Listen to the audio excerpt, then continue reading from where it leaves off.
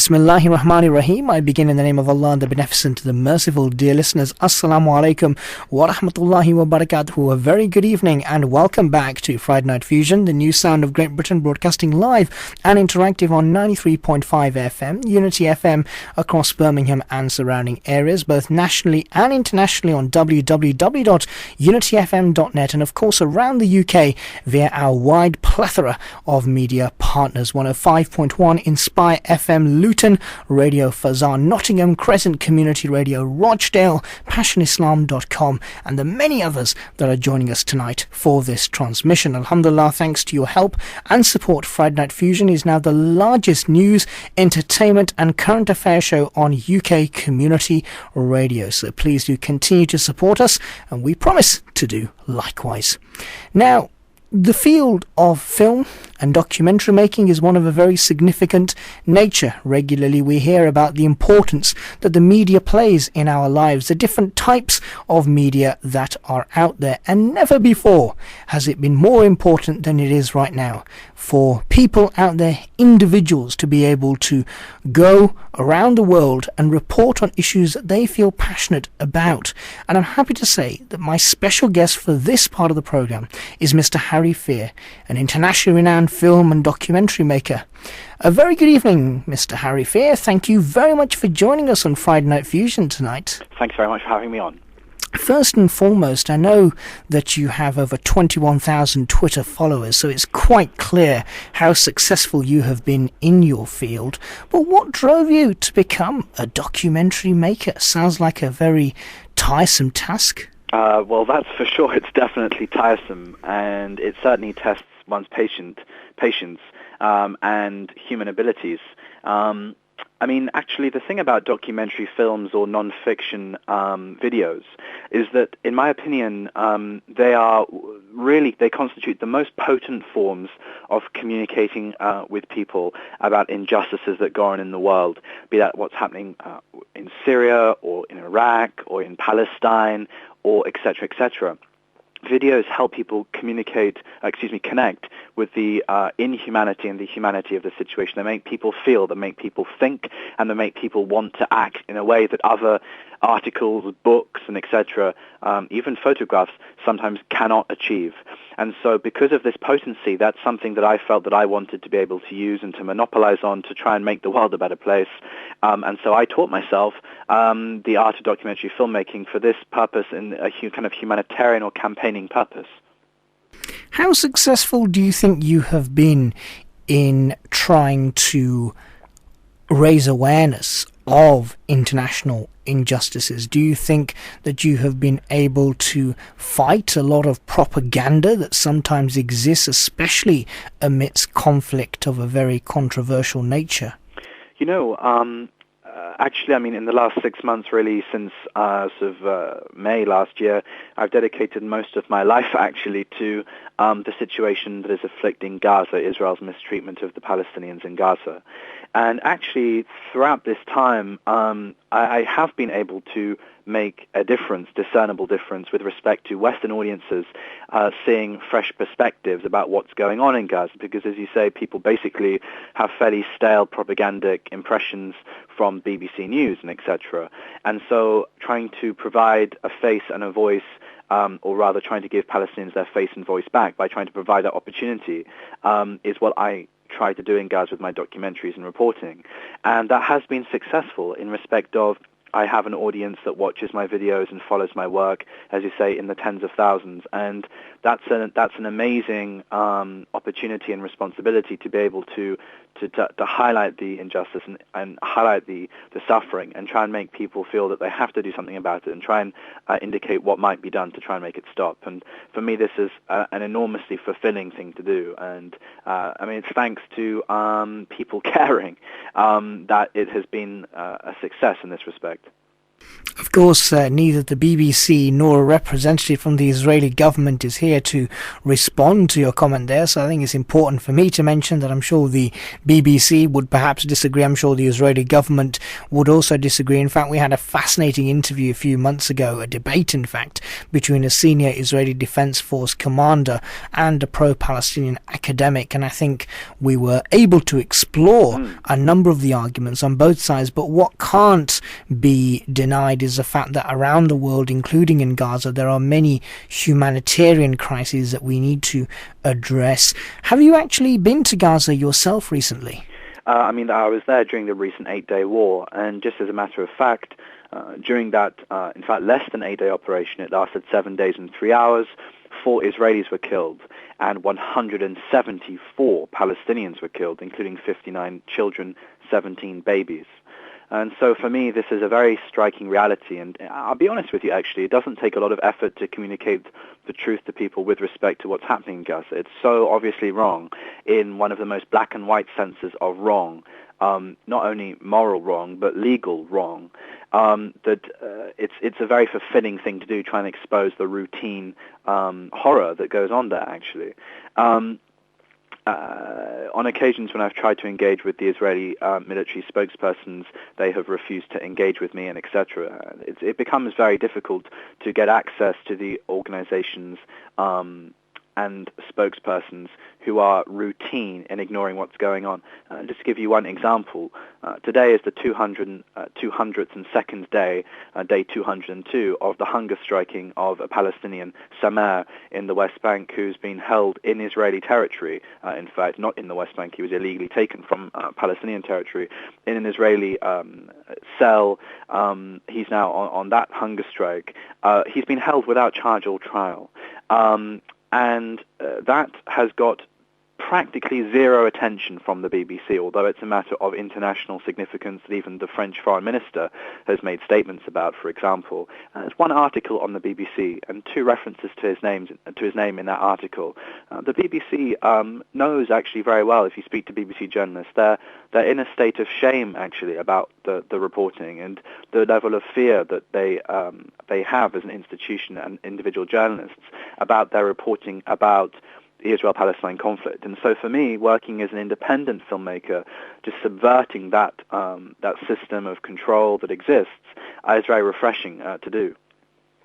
However, the Israeli government argue that the reason why so many children, so many individuals under the age of 18 have been killed in the recent bombardment is because they accuse Palestinian, what they describe as militants, as using children as human shields, in effect. And they say that this is no fault of theirs, as in no fault of the Israeli government, but is rather the fault of the military factions or militant factions that exist inside Palestine. Well, the thing is that I'm not Gandhi or Martin Luther King, so I can't base a moral argument to say that what they do is wrong. But international law is neutral and objective, and under international law, Israel has rights and responsibilities. It has a responsibility that when it launches a so-called self-defense operation, that it doesn't use disproportionate and reckless force. Human Rights Watch has just found that at least 14 airstrikes that took place during the recent war that invoked many massacres of children, elderly persons, and women, including women, for example, farming in their outside their home, and elderly men sitting on the roadside, a young boy and his father blown up for no reason. There is no discernible justification or explanation in a military sense for that. In other words, no resistance fighters present, no terrorist fighters present, so to speak. Israel just killed people either by accident or deliberately. And so the point is that the whole operations that Israel launches, the whole treatment of Gaza, is vastly barbaric to the eyewitness, and also illegal. The whole general treatment, the operations of violence and the besiegement policy, it's all, according to international law, prima facie illegal. Whether it's wrong or not is a subsidiary matter, but it's illegal, and it has to stop in this respect. Now, Gaza is not the only place that you have focused on during your long-standing career in the documentary making industry. Tell us a bit more about your work prior to looking at the current terrible situation in Gaza. Well, for me, the situation in Gaza is one part of my awareness of injustice issues throughout the world. I'm personally very much preoccupied with Islamophobia and how that perpetuates not only domestic issues but also a pretty grave foreign policy in Western countries. Pretty grave, I think, is really an understatement of the century. So Islamophobia, Guantanamo Bay, the Iraq War, Afghanistan War, the anti-war movement, and various such injustice-orientated and conflict-orientated issues and movements in the West is what I focus on. It's injustice-oriented is my work. And so, for example, in 2010, I made a feature-length documentary about HIV and AIDS, a documentary I made pro bono, as all of my work is, in fact, just expenses paid, in South Africa, looking at what is really in South Africa a continuing racial segregation and system of discrimination that still exists today in rural parts of, for example, the Northwest Cape in South Africa, and how people's lives are still devastated by that inequality and racial discrimination and the epidemic of HIV. And so, I've been lucky enough to travel to various parts of the world in the last couple of years. And in fact, Gaza is not something which I intend to spend the rest of my life on, because no doubt I would get burnout.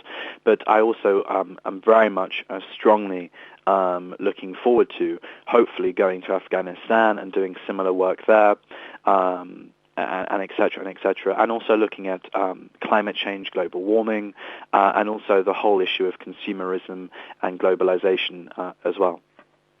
Of course, the killing or injuring of any innocent person or persons should be strongly condemned and is always condemned. But the difficulty that a lot of people have argued, governments have around the world, is when you are fighting a particular enemy that poses a threat to your national security, and unfortunately, as a negative byproduct, an unwanted byproduct of that, innocent people, sometimes unfortunately innocent children, are killed, whilst things like the Iraq War are pretty much unanimously condemned nowadays. All the major British political parties, as an example, have come out to condemn it. When we talk about issues like Afghanistan, the argument that our politicians often put across to us is, well, these people, there are terrorists there that do want to harm you, wherever you are, particularly if you're in places like Great Britain or the United States. So where do you think governments should draw the line? If they need to fight a threat that poses some sort of a discomforting position towards our national security, how can they do that? And how can they do that in a way that they can also protect innocent life? Well, the best way is actually, the best way to stop terrorism, which is the objective, of course, is actually to stop participating in it. And this is the problem that we face, that, the government wants to tell us that we're fighting terrorists in Afghanistan. The problem is that their definition of terrorist is any person that picks up a weapon to try and fight what is generally considered in Afghanistan as an occupying army from the West, a kind of neo-imperialist military occupation. The problem is that in the West, and because of the media and the dominance of elite impressions of reality, understandings of reality, people don't feel comfortable using language like occupation to describe Iraq and Afghanistan. If you go to Afghanistan, you listen to the dissenters in Afghanistan, they're not so happy that children get blown up and et cetera, on a routine basis. And although our military may call X or Y a terrorist, in the Afghani context, these people are not terrorists, but they're actually, in many cases, to generalize, resistance fighters against an illegal occupation. It's an illegal occupation now which has gone on for, obviously too long, but more than a decade, which is actually, I think, very striking. And the problem is that basically everything has got worse and worse in Afghanistan. There have been some marginal improvements in terms of infrastructure, but we've basically messed up the country further. A donkey could diagnose the fault. Afghanistan has never been successfully occupied and in any way foreign controlled. There have been various attempts at occupying and controlling the country over hundreds of years, actually, and in every case, empires have fallen in Afghanistan. The point is that although it sounds maybe cynical to the average listener, perhaps, the occupation of Afghanistan is part of a program, not necessarily a conscious conspiracy, but certainly a practical program, in effect, of controlling various countries around the world in our Western national interests. And what that basically means is the United States interest with the poodling European countries being pulled along behind. But surely some countries around the world, some governments specifically around the world, would argue that there is substantial evidence to suggest that many people that may themselves be British citizens or American citizens have actually gone over to places like Afghanistan and Pakistan, become brainwashed, come back here and tried to, and unfortunately in some instances have been successful in executing terrorist activity. Absolutely. But, actually, if you listen to what the terrorists say, they bring up interesting arguments, no doubt twisted morally, and various ways they're twisted and disgusting. But if you listen to what they're saying, let's take, for example, Osama bin Laden as a case. The whole thing is totally twisted and disgusting in his respect, what he says and etc. If you take some of his supposed grievances, for example, Western control of countries in the Arab or Muslim world, or take, for example, genocidal sanctions against Iraq of decades past, and etc. These are actually genuine humanitarian and geopolitical grievances. And although obviously the means of combating them and etc. is absolutely beyond the pale in every respect, actually we should pay attention to these grievances, because these grievances should be on our consciences as human beings, and particularly as relatively privileged Westerners. What am I talking about? I'm talking about the Iraq war, which cost the lives of at least 1 million innocent people. I mean, this is blood all over our body and all over our hands as democratic participants in Western societies. Obviously, this has got nothing to do with a mention of tactics or how I respond to that in campaigning or in democracy. But the point is that these are crucial issues that affect our security and global security and world peace and order. Propping up Israel, the fourth greatest military in the world, against the largely defenseless Palestinian people in Gaza, it doesn't look good for the average Arab person living in the Middle East. It looks like Western powers propping up a rogue state in their backyard. And so if you look at it from the other point of view to an extent, to speak of us and the other briefly, symbolically, if you look at the opinion polls, Israel, which the West supports fairly unanimously, is actually considered the greatest threat to world peace, rather than, for example, Iran, which is in the West so demonized. You have produced many documentaries regarding these injustices around the world, and you also alluded to the fact that on many occasions when you've approached people like senior Israeli military officials or even politicians, you haven't found them rather forthcoming.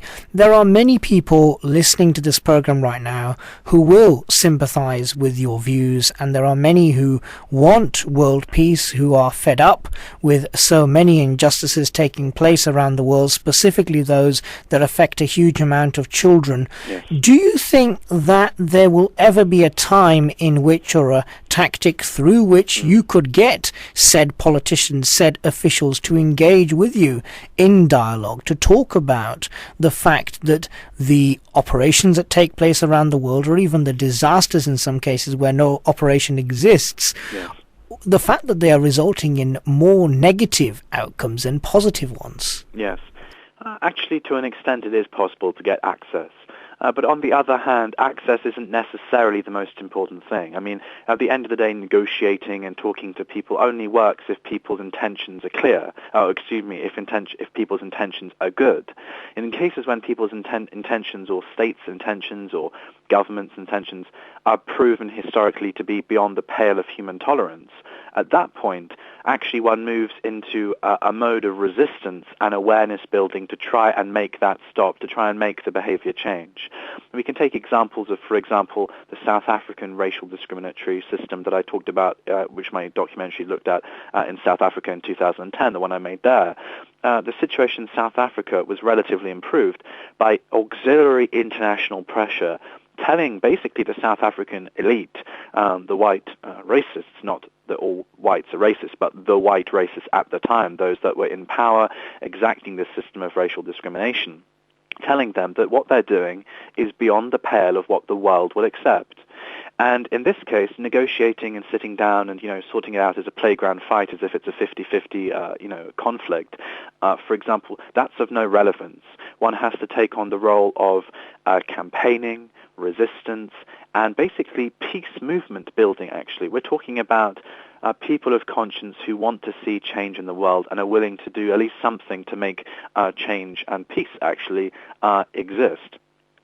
But a lot of people, Harry Fear, may argue that perhaps looking towards campaigning against the political norms and political institutions that exist, or individuals rather that occupy those institutions, it could be argued that this approach perhaps leads to pulverization, something that a few members of the Israeli Defense Force that appeared on our program only a few months ago said was that the reason why, in their opinion, there's no peace in the Middle East, and specifically in the Israel-Palestine region, is because on both sides there is a sense of pulverization. One side hates the other and vice versa.